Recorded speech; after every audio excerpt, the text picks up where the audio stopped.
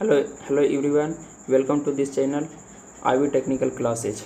In this video, we will talk about the MCQ of control system of 2021. तो यहाँ पे first question है वो है a system with large time constant corresponds to fast system, sluggish system या both. तो हम लोग जानते हैं कि जिसका टाइम कांस्टेंट जितना ही ज़्यादा होता है वो उतना ही देर के बाद आउटपुट देगा। तो यहाँ पे स्लैगिश हो जाएगा। स्लैगिश मतलब कि देर के बाद। इस प्रकार से जैसे में हम इनपुट दे रहे हैं स्टेप, तो आउटपुट अगर लेट से मिल रहा है तो इसका मतलब टाइम कांस्टेंट ज़्यादा है। नेक्स्ट क्वेश्चन है the AC servo motor is basically a. तो एसी सर्वो मोटर जैसा कि हम लोग जानते हैं कि इसका कंस्ट्रक्शन इस प्रकार से होता है जो मैकेनिकली भी प्लस में इलेक्ट्रिकली भी 90 डिग्री फेज शिफ्ट रहता है। ये मैकेनिकली रखा गया है 90 डिग्री, और इलेक्ट्रिकली कहने का मतलब कि इसमें जो ईएमएफ रहेगा और इसका जो ईएमएफ रहेगा, जो वोल्टेज यहाँ पे दिया जाएगा और जो वोल्टेज यहाँ पे दिया जाएगा, वो दोनों के बीच का फेज डिफरेंस 90 डिग्री रहता है। तो यहाँ पे 2 फेज इंडक्शन मोटर हो जाएगा। 2 फेज 90 डिग्री रहता है और 3 फेज 120 डिग्री पे डिस्प्लेस रहता है। तो ये वाला 2 फेज इंडक्शन मोटर हो जाएगा। नेक्स्ट क्वेश्चन यहाँ पे है एरर और actuating signal is generated in. तो एरर कहाँ पे जनरेट होगा? जहाँ पे फीडबैक लगा हुआ रहेगा, और फीडबैक ही रेफरेंस को और जो आउटपुट है दोनों को कंपेयर कर उसके अनुसार से एरर सिग्नल जनरेट होता है। तो यहाँ पे आपका क्लोज लूप सिस्टम हो जाएगा। क्लोज लूप में ही फीडबैक लगा हुआ रहता है। नेक्स्ट क्वेश्चन है in a block diagram error detector. Error detector किस चीज़ क्या उसका काम होता है? तो इनपुट का और आउटपुट को कंपेयर करता है। तो compare the input and output signal. Next question है the drag up rotor employed in 2 phase induction motor to give. Drag cup type motor क्या होता है? तो उसमें इस प्रकार का कंस्ट्रक्शन रहता है और इसमें आपका यहाँ पे रोटर रहता है इस प्रकार से। ये आपका रोटर है और यहाँ पे प्लेस रहता है ड्रैग कप टाइप का एक एल्युमिनियम, ये वाला ये आपका हो गया एल्यूमिनियम का रोटर, ये प्लेस रहता है।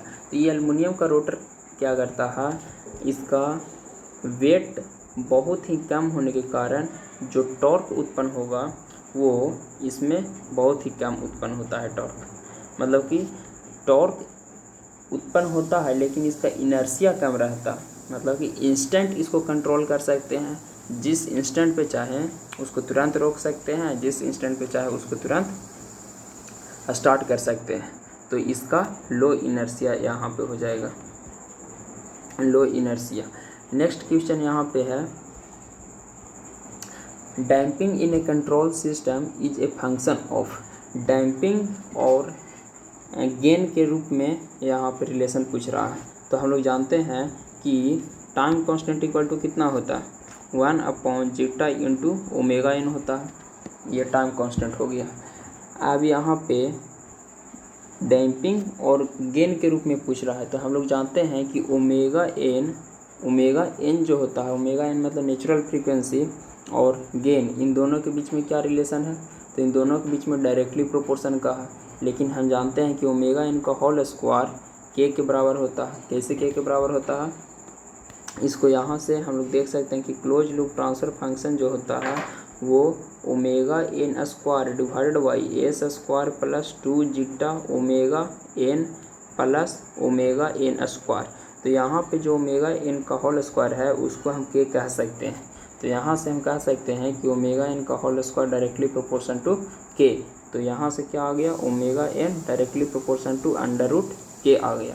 तो इसके बदले हम ओमेगा एन के बदले अंडर रूट के लिख सकते हैं, और के यहाँ पे क्या है, डीसी गेन भी कह सकते हैं।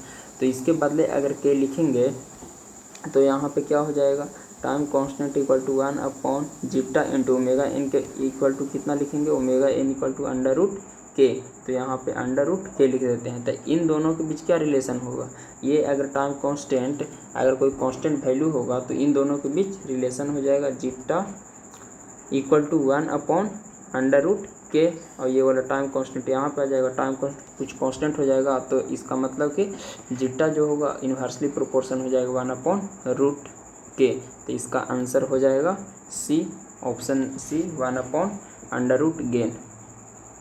नेक्स्ट यहाँ पे क्वेश्चन है the root locus is the plot of roots of the characteristic equation of a closed loop system against variation of. ये हम जानते ही हैं कि जो भी रूट लोकस प्लॉट होता है वो के वैरी पे ही होता है। के कहने का मतलब कि के इक्वल टू 0 से लेकर के और के इक्वल टू इनफाइनाइट के बीच में ही रूट वैरी होता है। तो यहाँ पे अगर मान ले रहे हैं कि यहाँ पे आपका पोल कट हो रहा है, यहाँ पे आपका पोल स्थित है और यहाँ पे कहीं पोल स्थित है, तो जानते हैं कि जहाँ पे ओपन लूप पोल स्थित रहता है वहाँ से के स्टार्ट होता है, के यहाँ से 0 हो गया। जैसे जैसे के का वैल्यू बढ़ाएंगे उसी प्रकार ये बढ़ते जाता है। उसी प्रकार और के का वैल्यू बढ़ा रहे हैं तो ये वाला के उसी प्रकार बढ़ते बढ़ते स्टेबल से अनस्टेबल रीजन में चला जाता है। तो ये के पे ही डिपेंड है। यहाँ पे के इक्वल टू 0 है, यहाँ पे के इक्वल टू इधर इनफाइनाइट आ जाएगा।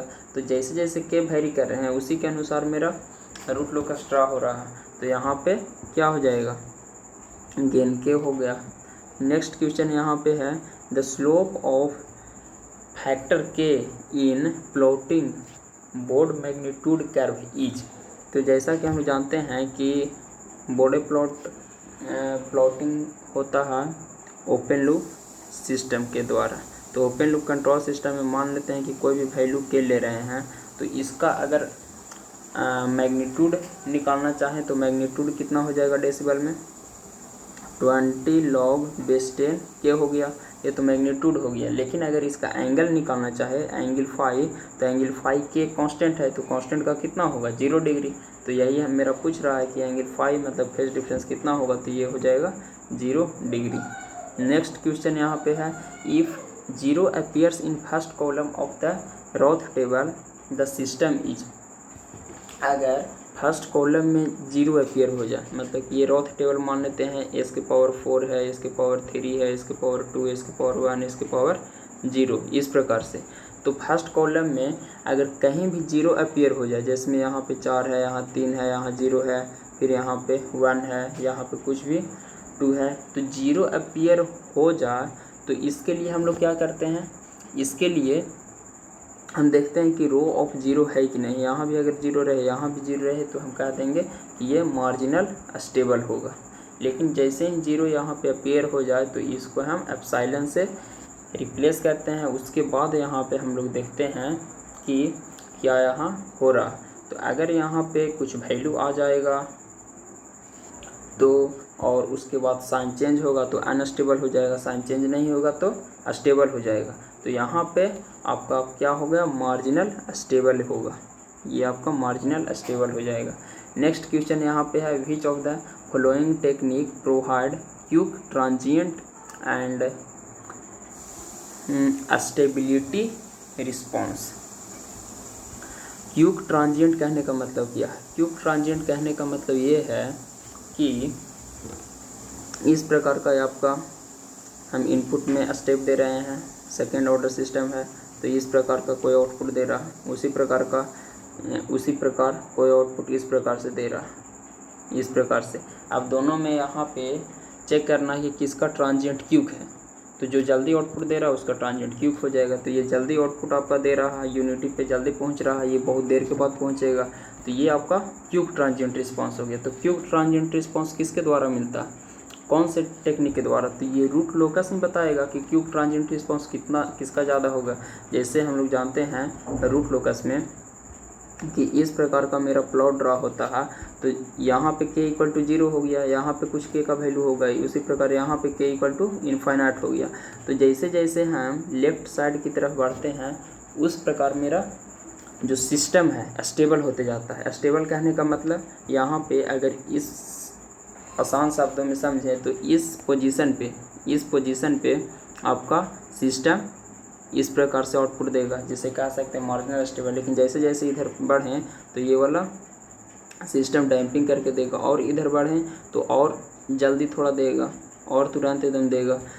तो जैसे जैसे इधर हम बढ़ रहे हैं उस प्रकार से मेरा आउटपुट जल्दी मिल रहा है। तो यहाँ से किसके द्वारा पता चल रहा है, ये वाला जो के का वैल्यू है, के का वैल्यू बढ़ा घटा रहे हैं वो हम रूट लोकस में, तो यहाँ पे हो जाएगा आपका आंसर रूट लोकस।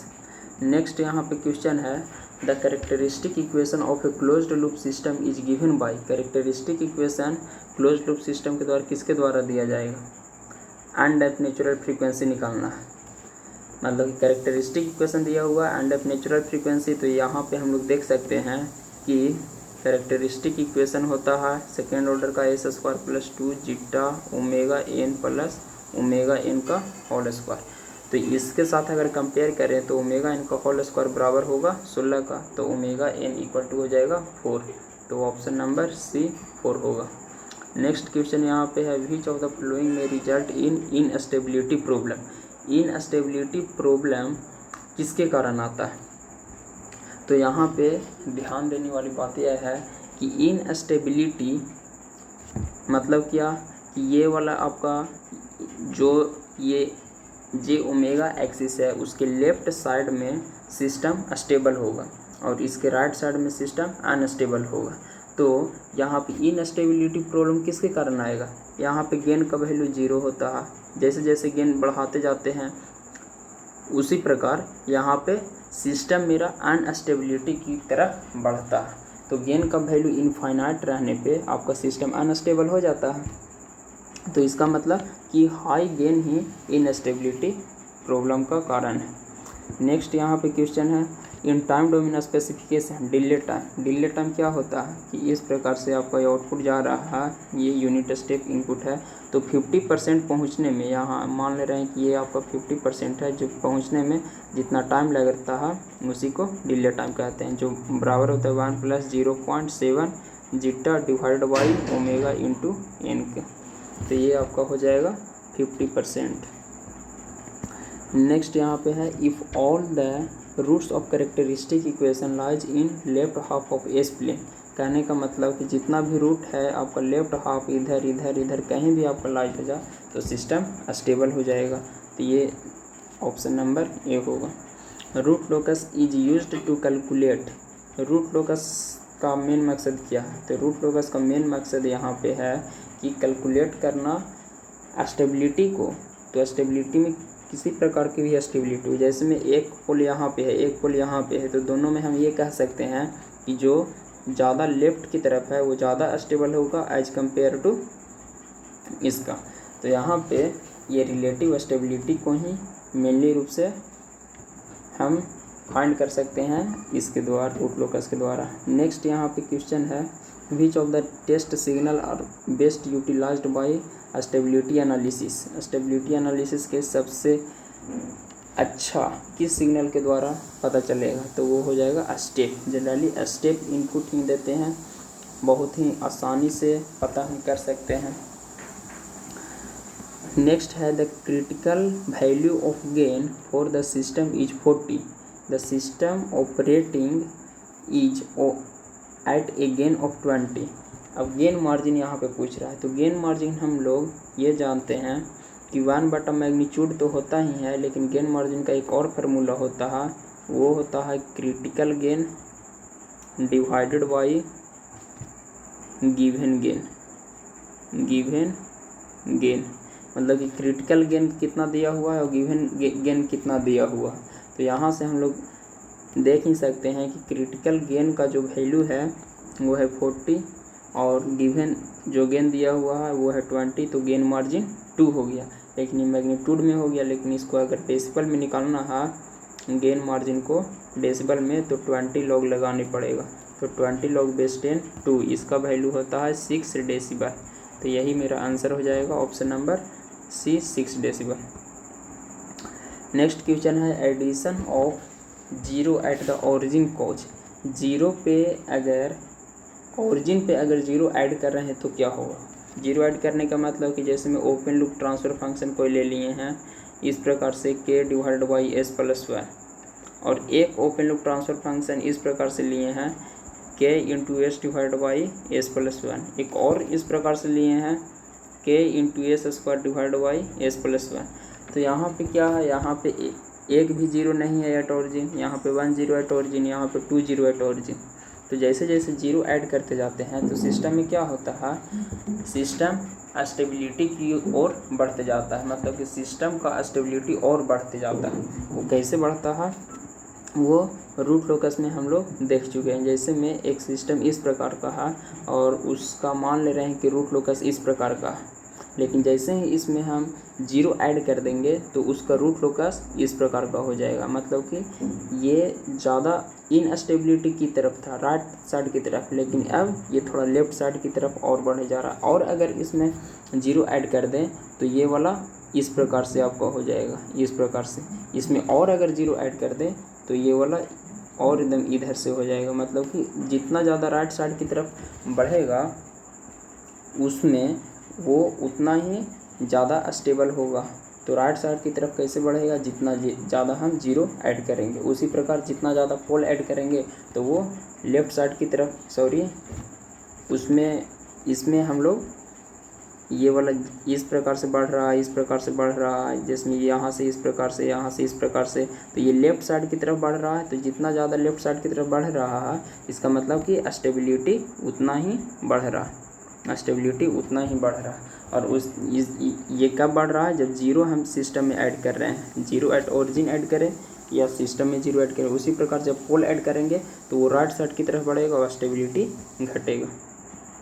नेक्स्ट यहाँ पे क्वेश्चन है, multiple signals as input can be used in which system. Multiple signal हम यहाँ पे देख चुके हैं कि इस प्रकार का अगर सिस्टम है, ये ओपन लूप ही ड्रा कर रहे हैं, तो अगर एक इनपुट यहाँ पे दे रहे हैं, जिसमें स्टेप दे रहे हैं, तो इसी के अनुसार यहाँ पे आउटपुट भी मिलेगा। स्टेप के अनुसार ही जो भी आपका यहाँ पे आउटपुट मिले, इस प्रकार का या इस प्रकार का जो भी आपका आउटपुट मिले तो वो इनपुट के अनुसार ही मिलेगा। लेकिन एक समय ही अगर बहुत सा सिग्नल दे दे, स्टेप भी दे दे, रैंप भी दे दे, पैराबोलिक भी दे दे, तो ये आउटपुट नहीं दे सकता है। मतलब कि जो आपका ओपन लूप सिस्टम है वो सिसो प्रिंसिपल पे काम करता है, सिंगल इनपुट सिंगल आउटपुट। लेकिन अगर क्लोज लूप की बात करें तो वो मल्टीपल इनपुट मल्टीपल आउटपुट पे काम करता है, मिमो, मतलब कि मल्टीपल इनपुट मल्टीपल आउटपुट।